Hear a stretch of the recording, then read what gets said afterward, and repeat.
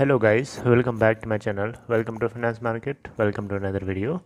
दोस्तों, इस वीडियो के अंदर वोडाफोन आइडिया लिमिटेड के ऊपर मैं अपनी बातचीत करना चाहूँगा। दोस्तों, वोडाफोन आइडिया लिमिटेड को आपको पता है कि 10 तारीख को इसका एक बहुत इंपॉर्टेंट डिसीजन आना है सुप्रीम कोर्ट की तरफ से। तो दोस्तों, क्या होगा उस डिसीजन के अंदर वो भी हम लोग डिस्कस करेंगे और उम्मीद करेंगे हम लोग की पॉजिटिव डायरेक्शन है।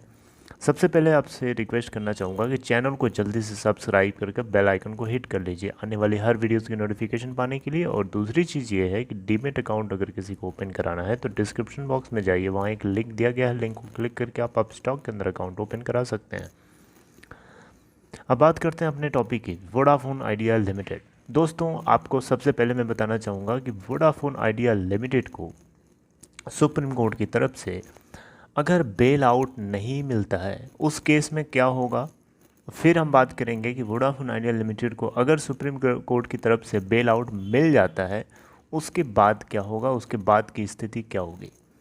तो फर्स्ट ऑफ ऑल हम लोग बात करते हैं कि वोडाफोन आइडिया लिमिटेड को अगर सुप्रीम कोर्ट बेल आउट नहीं देता है उस केस में क्या क्या सिचुएशन हो सकती हैं। देखिए, वोडाफोन आइडिया लिमिटेड को बेल आउट ना मिलने का मतलब हुआ कि वोडाफोन आइडिया लिमिटेड की दुकान बंद हो जाएगी, राइट। लेकिन आपको मैं बता दूं, वोडाफोन आइडिया लिमिटेड की दुकान अगर बंद हो गई तो उसके क्या क्या कॉन्सिक्वेंसेस झेलने पड़ेंगे पूरे हिंदुस्तान को, वो आपको ज़रूर पता होना चाहिए। पहली चीज़ तो ये कि अगर सुप्रीम कोर्ट इस तरीके के बेवकूफ़ी भरे डिसीजन दे भी देता है उस केस में जो वीआईएल के अपने जो कस्टमर बेस है, जो इनके अपने सब्सक्राइबर्स हैं 27 करोड़ के आसपास अभी भी हैं, third largest telecom operator in India, ठीक है, वो कहाँ जाएंगे? थोड़ा कॉमन सेंस लगाइएगा, वो कहाँ जाएंगे? जियो के पास अभी इस समय करंटली इतनी कैपेसिटी नहीं है कि वो इतने सारे सब्सक्राइबर बेस को टैकल कर पाए। इवन एयरटेल के पास भी इतनी कैपेसिटी नहीं है कि वो इतने सब्सक्राइबर्स को, इवन दोनों के पास मिला करके भी इतनी अभी इस समय कैपेसिटी नहीं है कि दोनों इन अचानक इस तरीके के बड़ा सब्सक्राइबर बेस को टैकल कर पाएँ।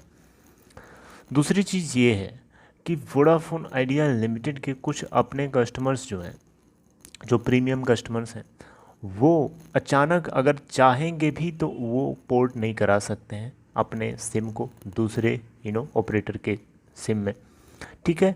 और दूसरी चीज़ ये कि वोडाफोन आइडिया लिमिटेड अगर मार्केट से वाइप्ड आउट हो जाता है उस केस में मार्केट में डुओपोली हो जाएगी, एयरटेल एंड जियो। आपको लगता है कि जियो आपको सस्ता, अभी तो सस्ता तो नहीं दे रहा है खैर, लेकिन आपको जो अभी के रेट मिल रहे हैं वो रेट आपको आगे चल के नहीं मिलेंगे, वो रेट बढ़ जाएंगे, मोनोपोली की रेट हो जाएगी।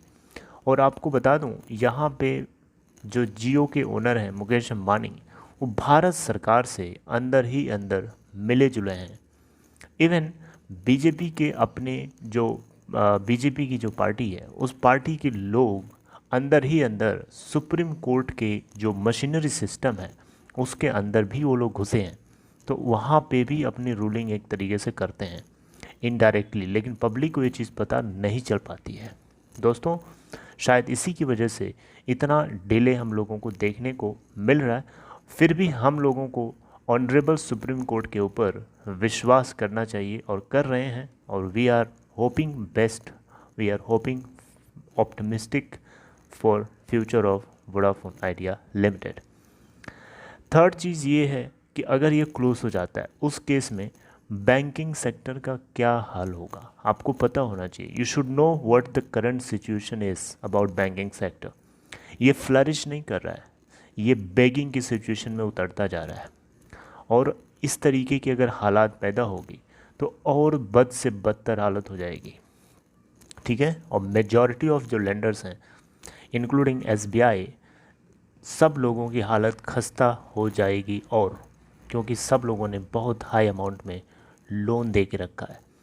चौथी चीज़, अगर इस तरीके के कदम सुप्रीम कोर्ट की तरफ से उठाए जाते हैं उस केस में जो फॉरेन कंपनी है, एफडीआई है, यानी फॉरेन डायरेक्ट इन्वेस्टमेंट, वो इंडिया के अंदर आने से, स्टेप इन करने से डरेगा। क्यों? क्योंकि जब बाहर की किसी कंपनी को आप अपने देश के अंदर फ्लरिश नहीं करने देंगे, आप उसको एक्सप्लॉइट कर लेंगे, तो कोई चाहेगा कि आपके देश में आकर के इन्वेस्टमेंट करे, आपके देश में आकर के किसी कंपनी के प्लांट को लगाए? कोई चाहेगा? नहीं चाहेगा ना।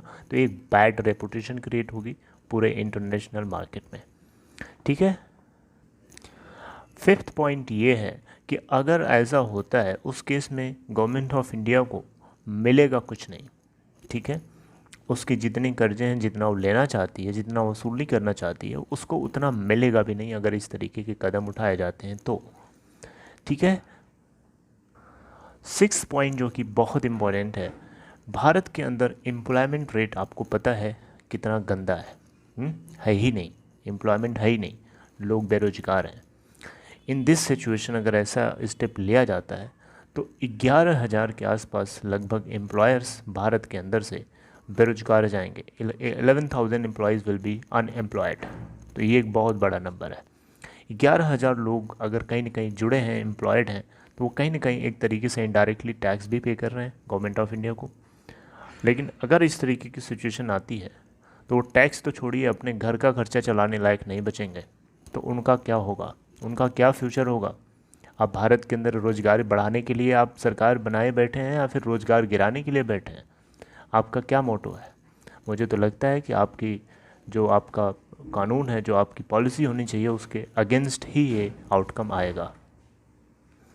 अब आइए बात करते हैं कि अगर वोडाफोन आइडिया को बेल आउट मिल जाती है इस प्रोसेस में, वहाँ पे क्या होगा? दोस्तों, अगर बेल आउट मिल जाती है, 15 to 20 ईयर्स का टाइम पीरियड अगर मिल जाता है, तो इस केस में सबसे पहली चीज़ तो ये कि यहाँ पे से स्टॉक प्राइस में मूवमेंट आपको देखने को मिलेगा, जंप देखने को मिलेगा।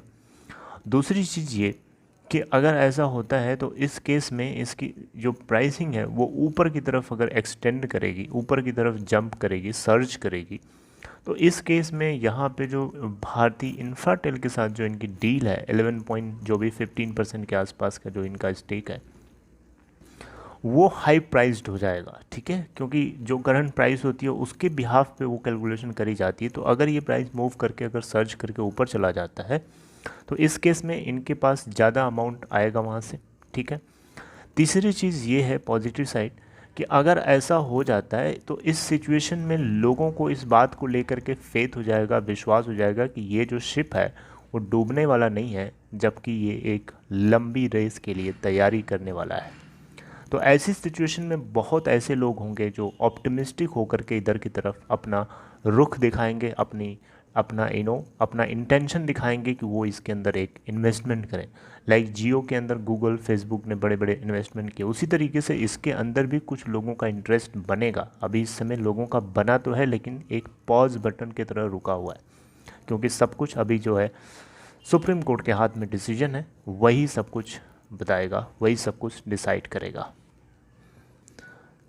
चौथी चीज़ ये हो सकती है कि जो इनके प्रमोटर्स हैं, यानी वोडा एंड आइडिया के, वो प्रमोटर्स कुछ कैपिटल इन्फ्यूज़ कर सकते हैं बिकॉज ऑफ ऑप्टिमिस्टिक फ्यूचर, क्योंकि उनको लगेगा कि हाँ, इस समय अब उनको सर्वाइवल की चिंता नहीं है, अब उनको ग्रोथ की चिंता है, अब उनको आगे लेके जाना है उस शिप को, तो वो कुछ उसके अंदर कैपिटल इन्फ्यूज़ कर सकते हैं। पांचवी चीज़ ये है कि एक तगड़ा कंपटीशन बना होगा, तो उसके केस में हम सब लोगों को इक्वल फ़ायदा मिलेगा, हम सब लोगों को अच्छा एक सर्विस मिलेगी, अच्छी सर्विस मिलेगी। और अच्छी सर्विस होने के साथ साथ ये अपनी टेक्नोलॉजी में इम्प्रूव करेंगे, क्योंकि इनको कंपटीशन अगर जियो से लेना है तो अपने टेक्नोलॉजी को और इंटरनल स्ट्रक्चर को काफ़ी ज़्यादा मॉडिफाई करना पड़ेगा। ठीक है। और आखिरी पॉइंट ये हो सकता है कि इसके अंदर जितने लोगों ने इन्वेस्ट करके रखा है उन सबको अच्छा लगेगा, उन लोगों के अंदर एक एंथुजियाज़म क्रिएट होगा, एक खुशी मिलेगी, और वो और ज़्यादा उत्साहित होकर के इसके अंदर बने रहेंगे और ज़्यादा इन्फ्यूज़ करेंगे अपने कैपिटल को। So this is all. ये मुझे कुछ लग रहा था, कुछ पॉजिटिव और नेगेटिव साइड्स जो आप लोगों के साथ मुझे लगा कि शेयर करना चाहिए, डिस्कस करना चाहिए, तो मैंने किया। I hope you guys liked it. I would like to terminate right here. If you have to ask any question, go in comment section and let me know. Take care. Goodbye.